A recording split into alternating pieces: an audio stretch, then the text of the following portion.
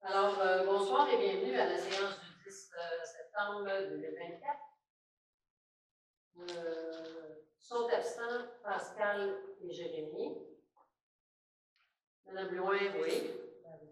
Okay. M. Goyette, M. Lavoie et M. Dumont. Alors, tout le monde a pris connaissance de l'ordre du jour. On prendra un proposeur. M. Dumont.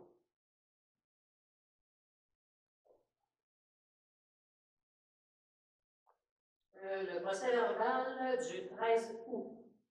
Tout le monde en a pris connaissance? J'aurais besoin d'un proposeur. Tout le monde est d'accord?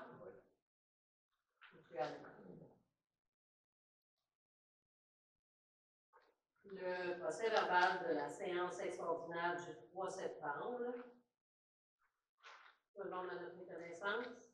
Tout le monde est d'accord? Le proposeur? Madame Loin.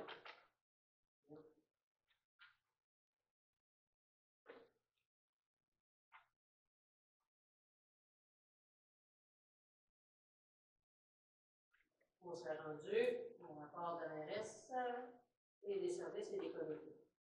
Alors, mardi, le 13 août, discussion avec M. Caron pour la conférence du 27 et rencontre avec CJSR pour les dégâts du 9 août et la séance du conseil en soirée. Le mercredi, le 14, nous avons eu le caucus de la MRC. Samedi 17, information sur la sécurité aquatique avec le sergent Jean-François Ferland. Lundi 19, entrevue avec CJSR pour la diffusion ultérieure sur la vision des maires dans leur municipalité. Chaque maire des municipalités de Port-Neuf vont être rencontrés sur une période d'à peu près 3 mois. Ceux qui sont venus au barbecue d'AMRS, il y avait quelqu'un ici qui avait passé une partie de la journée avec nous autres. Donc, ils vont faire des segments de même. Ils font ça à toutes les municipalités de la MRC de Port-Neuf. Mercredi, le 21, c'était la séance à la MRC. Jeudi 23, visite terrain avec le comité consultatif de la CEPAC. Journée très intéressante.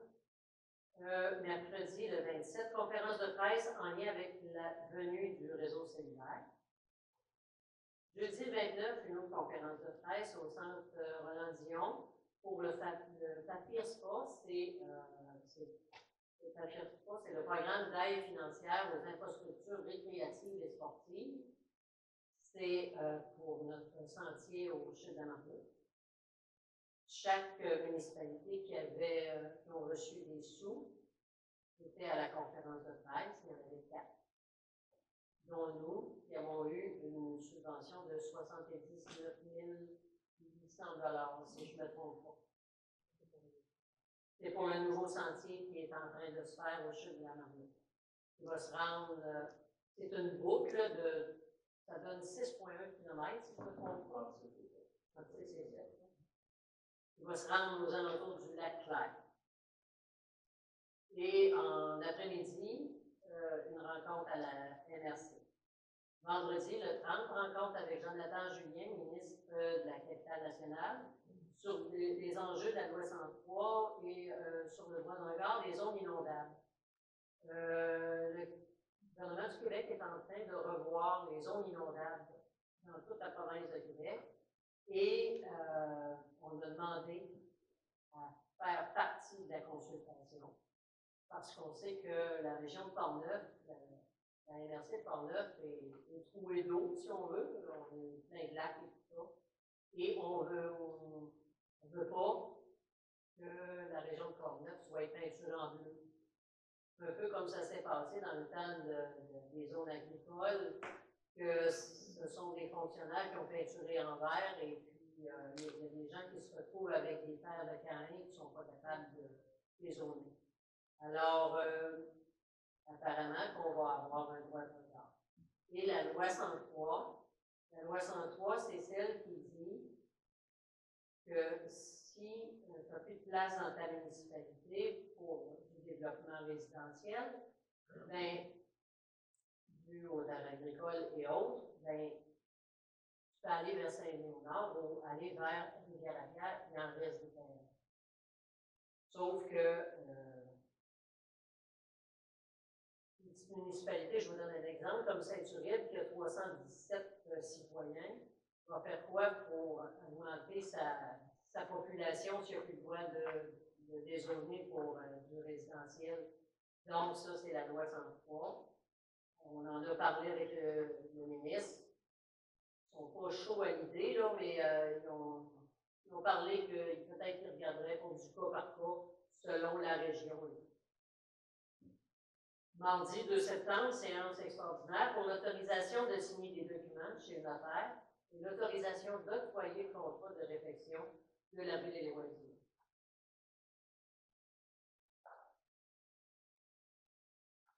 1.6. Autorisation des paiements pour le mois d'août 2024. Alors, il est attendu que la liste des dépenses a été transmise à tous les membres du Conseil. Donc, il est proposé d'approuver la liste des dépenses telle que déposée pour le mois d'août 2024 au montant de 99 043 et 21 sous. J'aurais besoin d'un proposeur. Madame Blouin, tout le monde est d'accord? Oui. 1.7. Autorisation de payer une facture à CYM Construction pour la réparation du gazebo. Alors, la facture 11,093 au montant de 3 950 à CYM Construction pour la réparation du gazebo, plus les taxes applicables. C'est quand une grosse branche qui est tombée sur le gazebo, ici, dans le parc de la Cosette, et cette somme va être remboursée par nos assurances. Vous avez besoin d'un proposeur? Alain, tout le monde est d'accord? Oui. 1.8. Autorisation de payer une facture à Monument funéraire artisan du granit incorporé pour le nettoyage de la voie de granit. Donc, il est proposé de payer la facture 2494 au montant de 2 000 à Monument funéraire artisan du granit incorporé pour le nettoyage de la voie de granit, plus les taxes applicables. On a besoin d'un proposant, M. Dumas. Oui. Tout le monde est d'accord? Est-ce qu'il y en a qui ont remarqué? Oui. Il nous reste juste à remettre une lumière, possiblement que ça va être une lumière dans le bas, là, pour la mettre en évidence.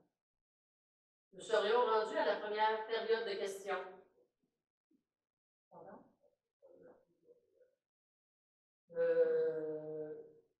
Oui, si tu veux.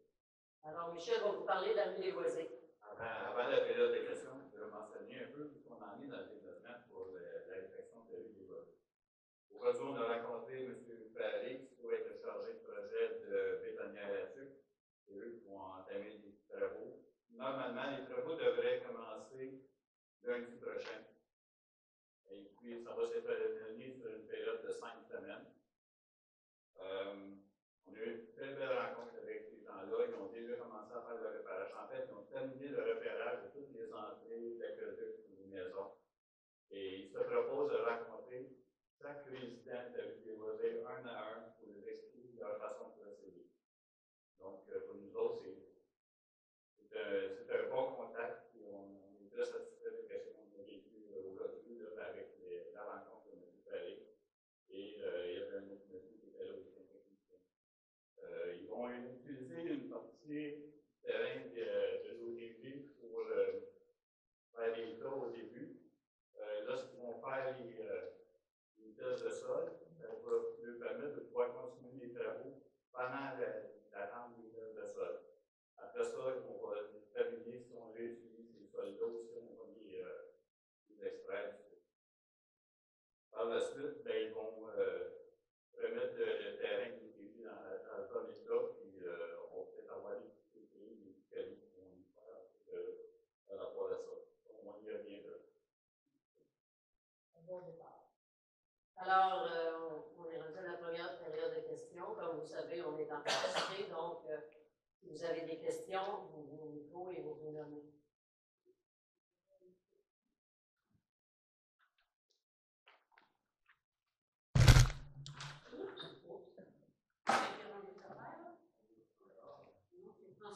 Pelletier. Vous venez de parler de la réfection de la rue des Loisirs. Alors, je me demandais, est-ce que l'OTJ va être accessible pendant les travaux pour la rue? Comment ça va fonctionner? Parce que nous, on a affaire à ça de l'OTJ, mais aussi au préau quand on joue au pickleball. Est-ce que ça va être accessible pendant les travaux? Malheureusement, les véhicules ne pourront pas circuler sur le rue parce que ça va être creusé. La réflexion qui en sorte qu'ils vont creuser jusqu'à 6 pieds dans le sol. Donc, c'est impossible de penser qu'on va pouvoir passer, on va pouvoir circuler en voiture. Cependant, on va voir qu'est-ce qu'on peut faire comme arrangement pour permettre aux gens de regagner leur maison ou même de rendre la vie avec les vies. Mais c'est définitif et les voitures ne pourront pas circuler. Mais à pied, il y a peut-être une possibilité. Sûrement qu'il va y avoir une possibilité parce que les gens doivent quand même regagner leur domicile. OK, ça va être sécuritaire. On espère que oui. On le souhaite ardemment. Vous savez que la rue des Loisirs n'est pas large. Ça se fait que vous soyez obligé de passer ces galeries de quelqu'un, là, mais. Oui, je sais, c'est pour ça que je m'interrogeais. Alors, à ce moment-là, nos voitures, si on ne peut pas se rendre pour les stationner quelque part. Est-ce qu'il y a Ce qu'on a envisagé comme stationnement, il y a le terrain de la gare, le stationnement de la gare. Et également, à côté où M. Kelly dépose la neige l'hiver, normalement, c'est un autre terrain avoisinant où les voitures pourraient être stationnées. Ah, OK, bien, merci.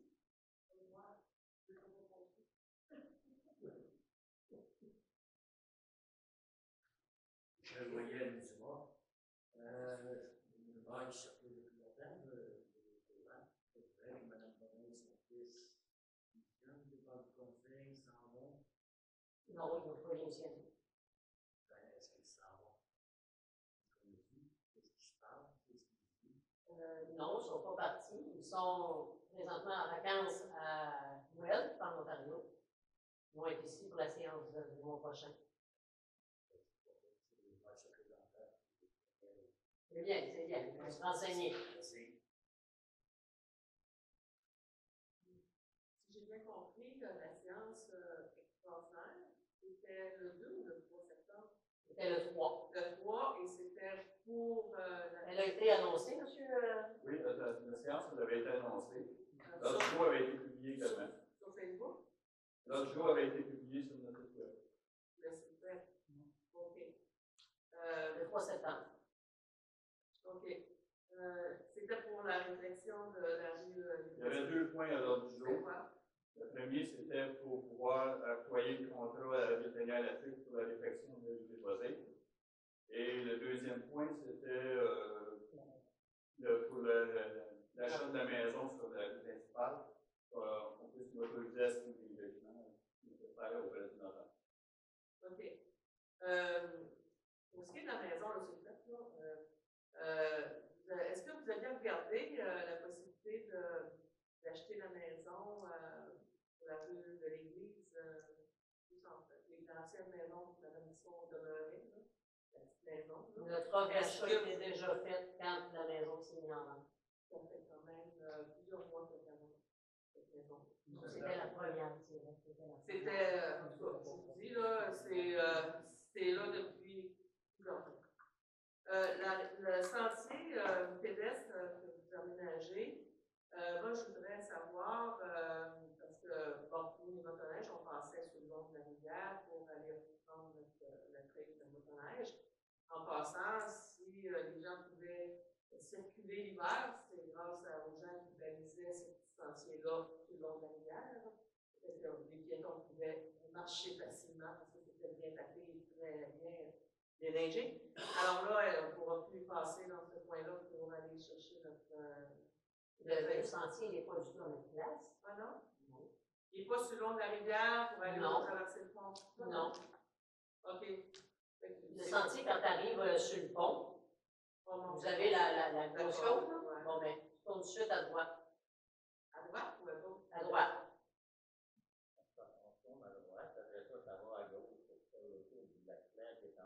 OK.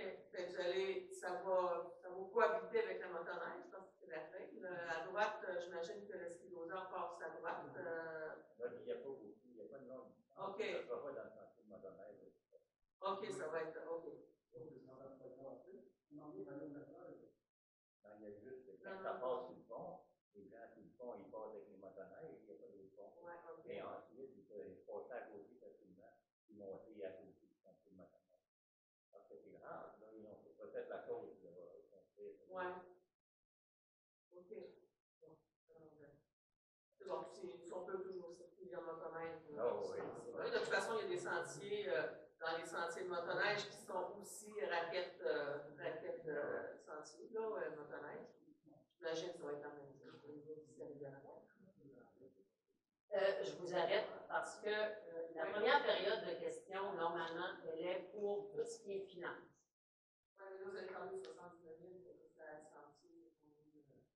OK. Ça donne beaucoup. C'est bon. Merci. Michel Voyer, Médimo, oui, c'est un rapport aux finances. Vous avez parlé de la soirée du 3 septembre,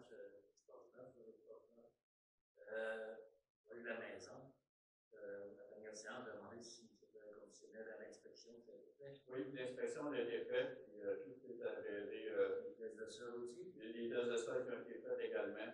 Il n'y a pas de contamination majeure. Oui, il y a des questions de sol qui ont une certaine contamination, mais sans que ça soit nocif pour les gens qui soient là. Non, on a un rapport d'un inspecteur qui est vraiment chevronné, là, et puis il est vraiment détaillé. Il vous dit qu'il n'y a pas de problème avec la maison. Mais je suis content que vous soyez intéressé, que vous avez mentionné qu'il y avait des possibilités de contamination.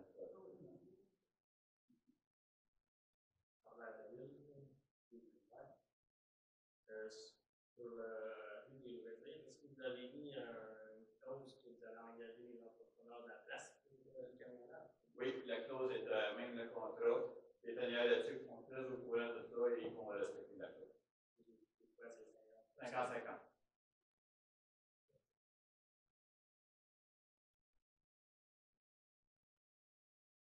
C'est bon? Sécurité publique. Bien. Transport routier, hygiène du lieu à 3.1. Adoption du règlement 543-24 décrétant une dépense de 715 000 dont un emprunt de 715 000 pour le remplacement de conduites d'eau potable sur la rue des Loisirs. Attendu que ce projet requiert une dépense de l'ordre de 715 000 attendu que les dépenses prévues au règlement d'emprunt sont subventionnées à 50% et plus, l'approbation des personnes habiles à voter et âgées est exemptée. Attendu que la municipalité a présenté au ministère des Transports une programmation de travaux en voirie locale assignant une portion de la taxe sur l'essence et la contribution du gouvernement du Québec, soit la TEC, soit de 590 950 à cette dépense et que cette programmation a été autorisée.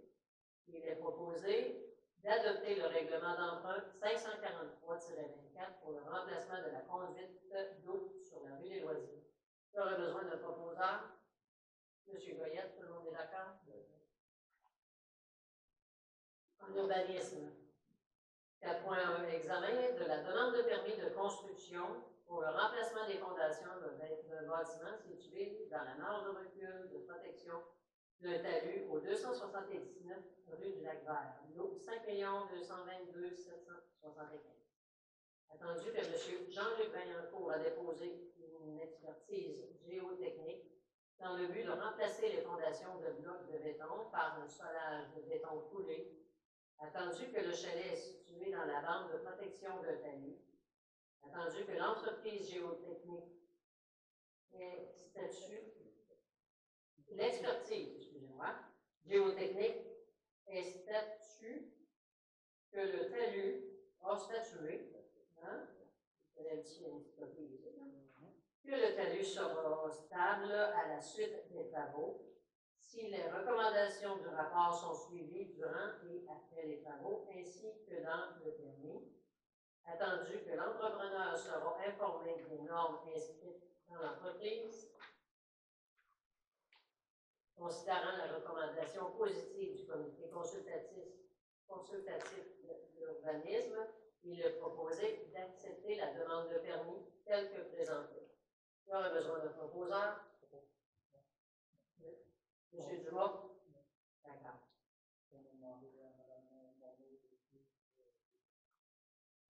D'accord. Si je comprends bien, le comité consultatif, vous avez demandé à Mme Monod de faire un suivi serré. Oui, des on travaux. s'annonce avec la même problématique de celui qui a fait un désert. C'est bon. 4.2, adoption du règlement 541-23, modifiant le règlement de zonage numéro 435-14 visant à permettre l'entreposage extérieur de dépôts en vrac en zone commerciale C6.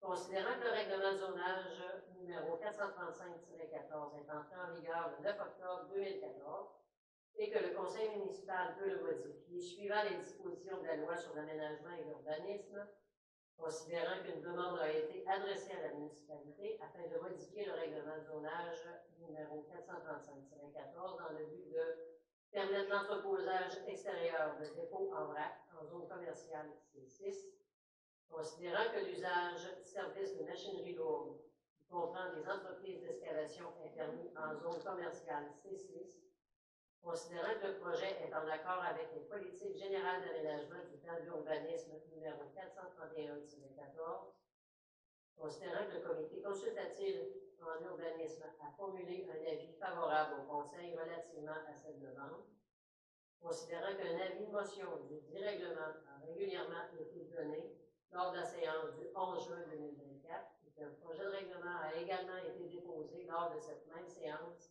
conformément à la loi, considérant qu'une copie du règlement a été remise aux membres du Conseil au plus tard 3 jours juridiques avant la présente séance, que tous les membres présents déclarent avoir lu le règlement et qu'ils renoncent à sa lecture, il est proposé que la municipalité adopte le règlement 541-24, modifiant le règlement de zonage 435-14, visant à permettre l'entreposage extérieur de dépôts en vrac en zone commerciale C6.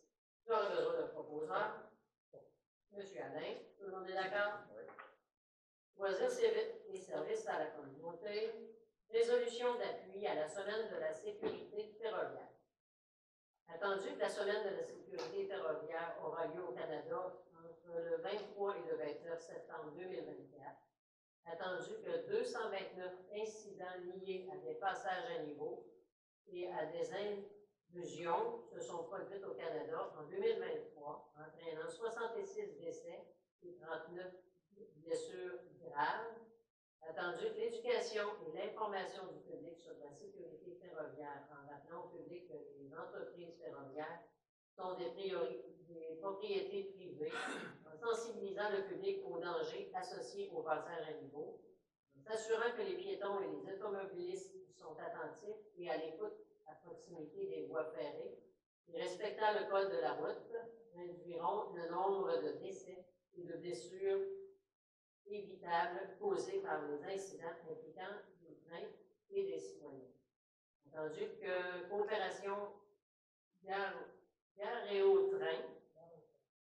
au train est un partenariat public-privé dont la mission est de travailler avec le public, le secteur ferroviaire, les gouvernements, les services de police, les médias et autres organismes pour accroître la sensibilisation à la sécurité ferroviaire.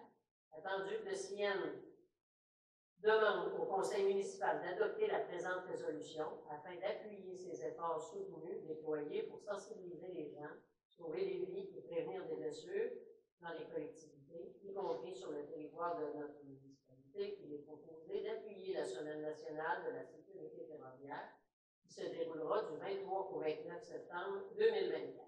J'aurais besoin d'un proposeur. Madame Blouin, tout le monde est d'accord? Ce numéro-là, tenez-le. 5.2. Nouvelle tour de télécommunications, acceptation du projet TELUS. Considérant que le projet de TELUS vise à améliorer la couverture cellulaire sur le territoire de la municipalité de Rivière-à-Pierre, considérant que TELUS compte déployer un site de télécommunications composé d'un support d'antenne, la tour, d'une hauteur variant entre 76 et 80 mètres, avec des antennes au sommet et un abri d'équipement au sol. Le site sera situé sur un lieu à être déterminé. Pardon. Considérant l'intérêt de la population à recevoir un tel service dans la municipalité de Rivière-à-Pierre, considérant qu'Innovation, Services et Développement économique Canada régit les télécommunications du Canada et que cette dernière exige aux promoteurs de services de télécommunications de consulter la population locale préalablement à la construction de tout nouveau site de télécommunications tels que les 2 sites proposés, considérant que le conseil municipal approuve le projet de TELUS, il est proposé que le conseil accepte le projet de site de télécommunications de TELUS et qu'une copie de la présente résolution soit acheminée à TELUS. Il aura besoin d'un proposeur. Monsieur, tout le monde est d'accord? Oui. J'en envoyé un.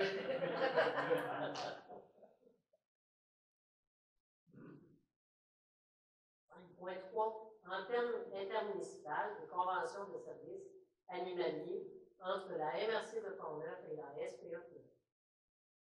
Considérant les obligations prévues à la loi provinciale visant à favoriser la protection des personnes par la mise en place d'un encadrement concernant les chiens qui impose des responsabilités municipales en matière de gestion animalière, notamment concernant la gestion des chiens dangereux, considérant que ces responsabilités requièrent une expertise animalière et un savoir-faire spécialisé, considérant que l'entente de services animaliers intervenue le 26 avril 2022 entre la Société protectrice des animaux de Québec et la MRC de Portneuf, au nom des municipalités participantes, se termine le 31 décembre 2024 et qu'il y a lieu de la renouveler, considérant que la MRC a présenté au Conseil, lors de son comité de travail du 14 août 2024, une offre de service régionale provenant de la Société protectrice des animaux de Québec pour une durée de 4 ans, ainsi qu'un scénario de financement forfaitaire se chiffrant à 160 274,39 $ pour la première année.